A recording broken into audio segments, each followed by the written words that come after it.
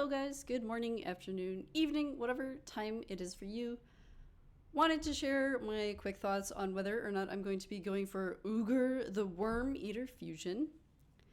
But before I do that, I just wanted to say very quickly, thank you to everybody. This YouTube kind of hobby fun thing has been really fun, getting to chat with you guys about Raid. For some reason, like over 1,000 of you guys watched this double Lego pulls video from a day ago, which is crazy to wake up and see that many people had watched it. I don't normally get anywhere near that many views, which is fine with me because I'm just doing it, for fun, chat with you guys. So got a lot of new people on the channel. Thank you so much for taking a chance on my video.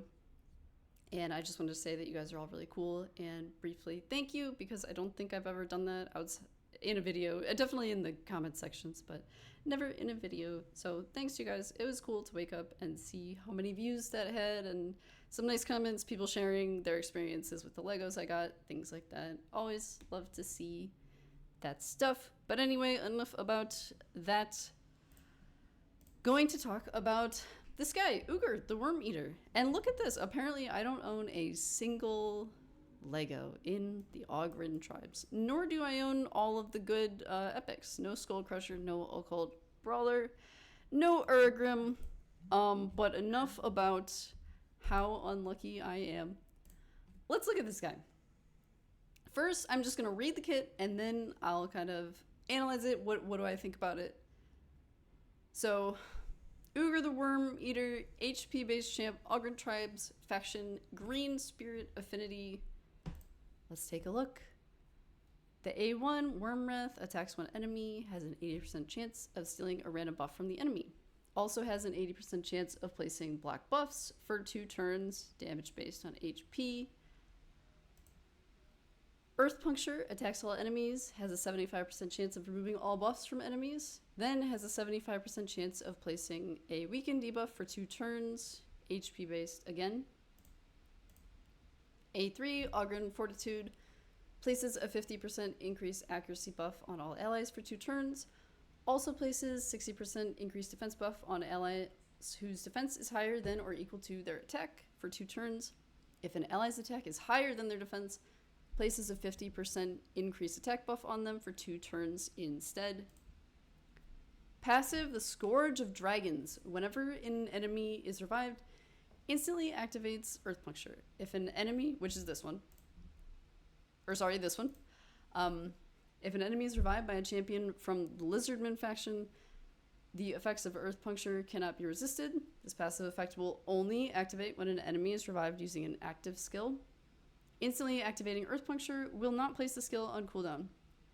If there are multiple champions on the team with the skill, only one will activate. And then we've got a passive aura, increase ally accuracy in arena battles by 70. Okay, so my thoughts. So the A1, this is actually probably one of the best A1s I've seen. This is actually, it's very good, right? It's going to book up to 100%. So it actually booked, it has a 100% chance of stealing a random buff and a 100% chance to place black buffs.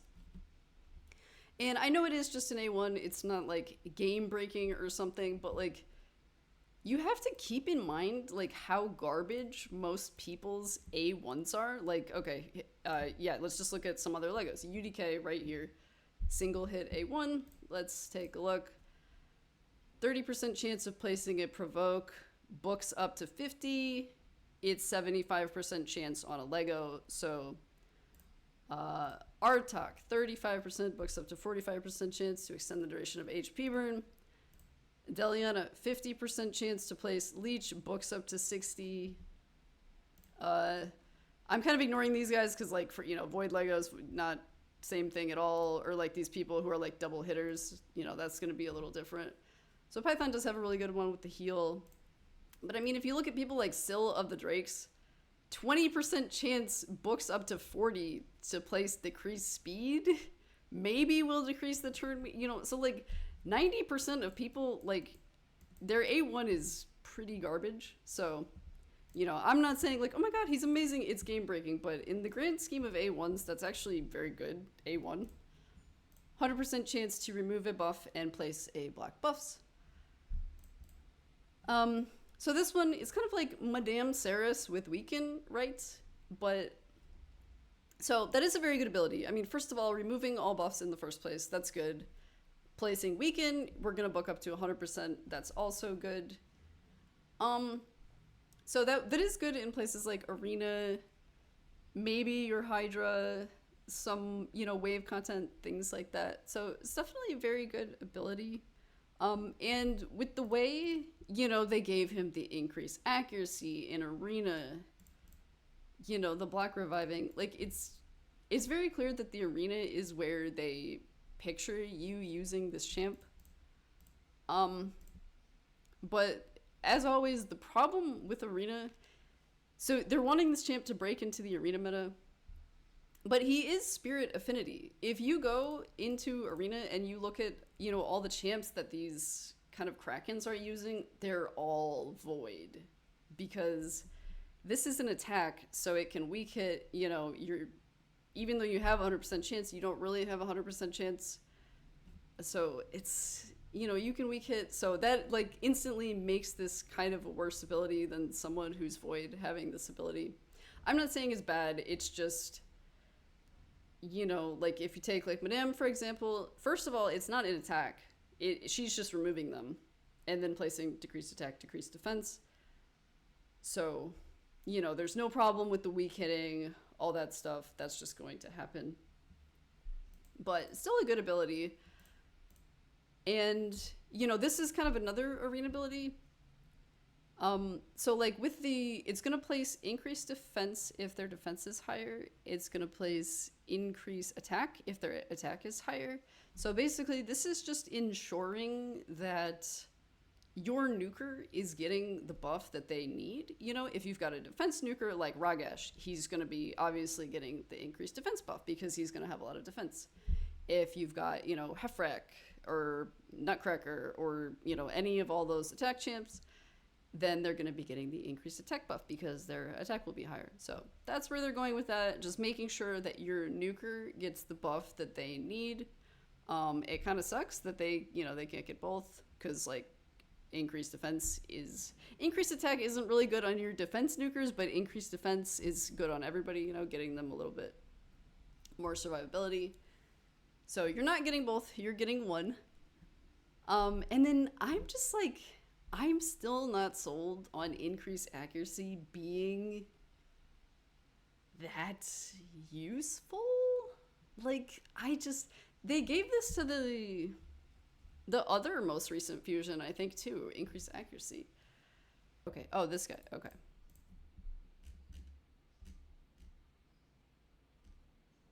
Yeah, they gave him increased accuracy as well. So attaccuracy, I think I just said. Yeah, so they've given two most recent fusions increased accuracy buff, which I think is interesting because, and I am doing, you know, I do Iron Twins. I have beaten all Doomed Hearts on Heart. I do Hydra, you know, so it's like, it's not like I'm not doing high level content. Obviously, I'm not super Engram, Kraken, Whale, but I just, like, I don't really, you know, even at this point in the game, I don't feel like increased attack.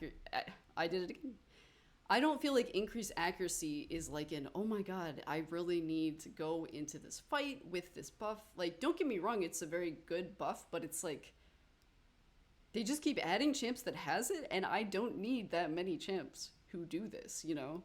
So, that's a weird one for me, and yeah, I don't know, they just like keep pushing that in, and I don't need that much accuracy anywhere in the game. You know, maybe the content where you really need it is coming, but for me right now, this is not a buff that I really care about.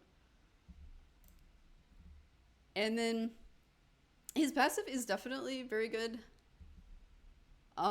It will activate this ability on revive, and anything that kind of deals with revive countering is pretty good.